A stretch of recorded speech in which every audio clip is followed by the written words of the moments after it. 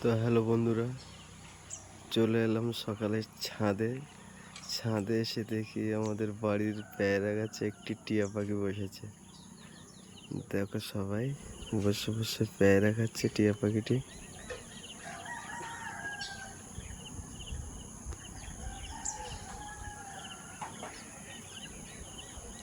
দেখ কি সুন্দরভাবে বসে পেয়ারা খাচ্ছে। আর সেই সাথে জানাবো বৃষ্টি ভেজা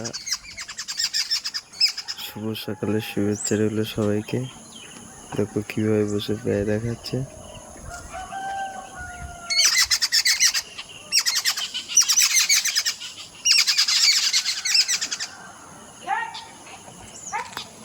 আর এই হচ্ছে আমাদের পেয়ারা বাগান পিছনে। অনেক পেয়ারা গাছ।